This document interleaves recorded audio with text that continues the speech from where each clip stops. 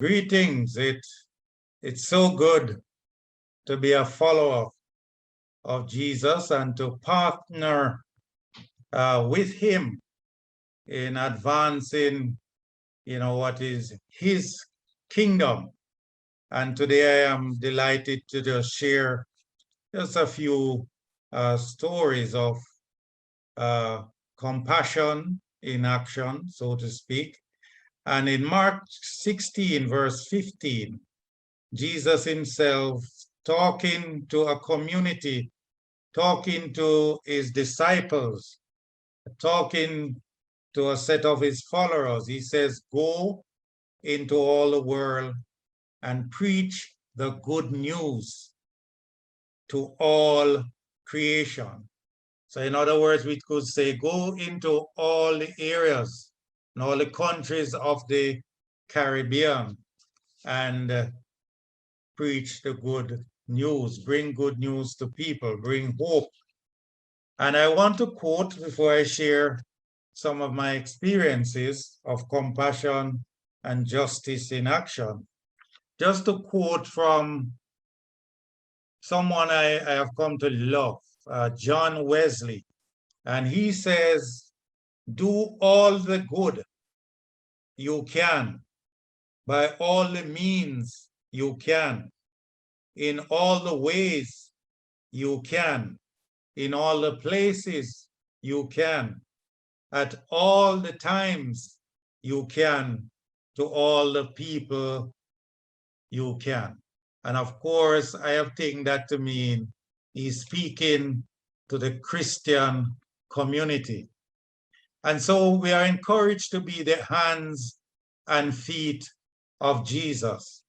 I want to share a story, a real story of a mentor of mine and somebody that I have just come to love and to admire of his relationship with Jesus and how he conducts his day-to-day affairs in all spheres of society.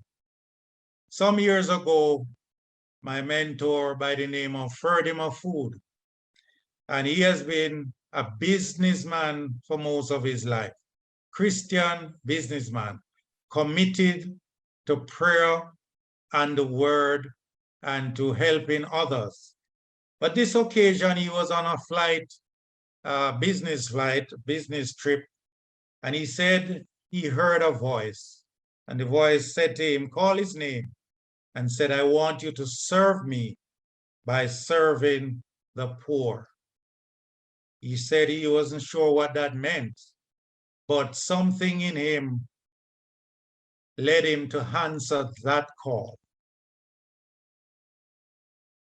And that led to him now reaching out to the poor, starting in Jamaica.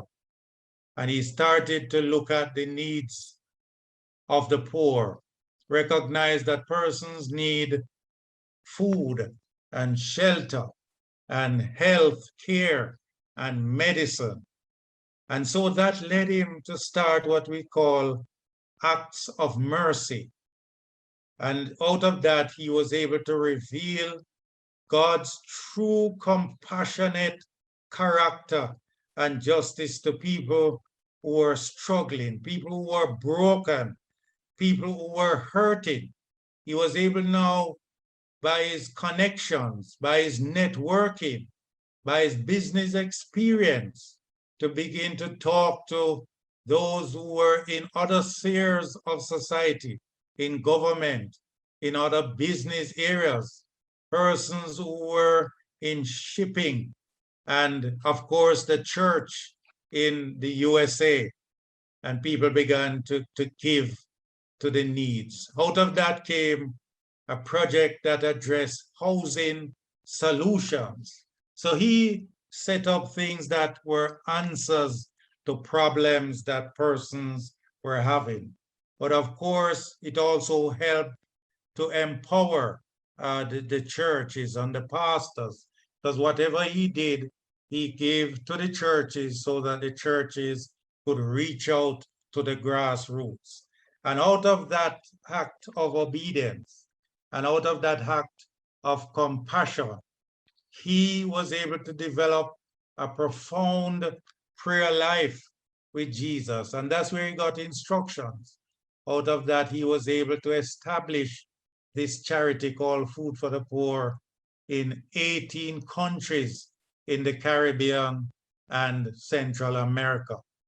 Today, the organization is still operating, and many have been able to get jobs in this organization. And so we recognize that as we are called to preach, it's twofold. One, we have to proclaim, and we have to demonstrate the love of God. I want to speak of another businessman, and he's in the field of agriculture. And the Lord revealed to him a formula as to how to operate his business. Out of that, he was able to establish what we call business as mission. And he's been able to fund a number of farm families by giving scholarships to some of the younger people of the farmers that they serve. And that has been able to elevate some of our people out of poverty. I also speak of a recent situation in a community in Clarendon, Jamaica, where a family whose father was a committed pastor, he passed on, and the children decided that they are going to establish a foundation to carry out some of his work by being the hands and feet of Jesus. And they established a foundation in honor of their father. Just 2 weeks ago, 8 persons, young persons, were identified because they had graduated from high school with nothing to do, not able to fund their tertiary education. But by being obedient to God, God opened doors, and 8 persons are being trained in entrepreneurial skills. And they will be graduating in the middle of November. And part of the award that they will get for completing this training, that they will be given financial awards to start their business. They're being coached how to establish their business. I speak of another situation in a rural community where persons have set up themselves in groups in a Christian community to reach persons who are poor, but to bring relief to these persons and to help them to grow the things that they eat and eat the things that they grow. I just want to say that as followers of Jesus, Jesus spoke truth.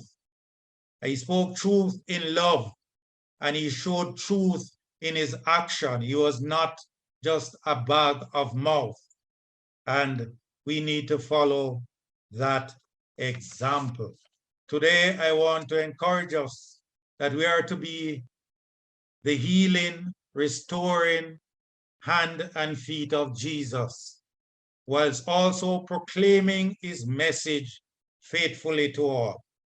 Let us take God seriously, and I'm sure he will take us seriously. In close, my challenge is from Micah 6, verse 8. He says, he has showed, O man, what is good.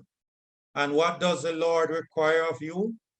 To act justly, 2, to love mercy, and to walk humbly with your God. I want to encourage all leaders today, all pastors, evangelists, whatever you have been called to do, that you have called for such a time as this to be a man and woman of influence. And together, I say, let's make a difference in the Caribbean. Thank you. God bless you.